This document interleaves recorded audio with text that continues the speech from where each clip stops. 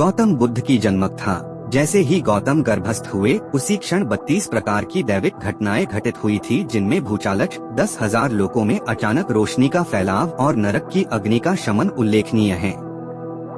10 महीनों के बाद लुम्बिनी के एक उपवन में गौतम का जन्म हुआ।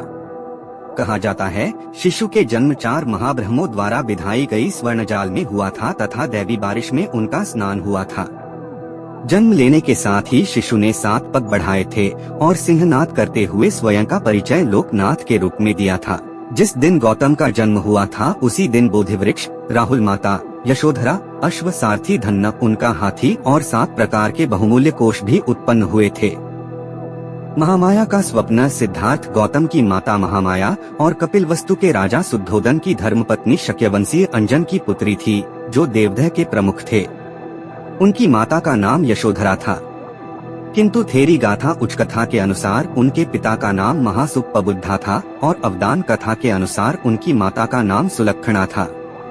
महामाया के 2 भाई थे और एक बहन महाप्रजापति भी राजा शुद्धोदन से उसी दिन ब्याही गई थी जिस दिन महामाया से उनका विवाह हुआ था। महामाया में बुद्ध की माता बनने की सारी योग्यताएं थीं। उन्होंने पंचशील अर्थात प्राणहानि, चोरी, वासनात्मक कुमार्ग, झूठ और मद्यपान न करने का सदैव पालन किया था। उसके अतिरिक्त 10 पारमियों को सिद्ध करने के लिए वे 1000 वर्षों तक संघर्षरत भी था। जिस दिन गौतम उनके गर्भ में प्रविष्ट हुए उस दिन उन्होंने उपवास किया हुआ था। रात में उन्होंने एक स्वप्न देखा। स्वप्न में चातुर महाराजा अर्थात 4 देवगण उन्हें उठा हिमालय पर ले जाते हैं और 1 साल वृक्ष के नीचे रखे हुए एक सुंदर पलंग पर लिटा देते हैं।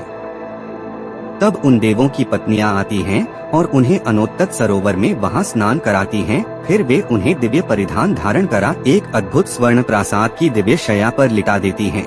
तभी एक सफेद हाथी अपनी चमकदार सूंड में एक ताज़ा सफेद कमल दाहिनी दिशा से उनके गर्भ में प्रवेश करता है। वह दिन उत्तर आषाढ़ पूर्णिमा का था और उस दिन से 7 दिनों का महोत्सव भी नगर में प्रारंभ हो चुका था। राजा शुद्धोदन भी उस रात महामाया के समीप नहीं आ सके थे। अगले दिन महामाया ने जब महाराज को अपने दिव्य स्वप्न से अवगत कराया तो उन्होंने राजा ज्योतिषियों की राय उस स्वप्न पर जाननी चाहिए।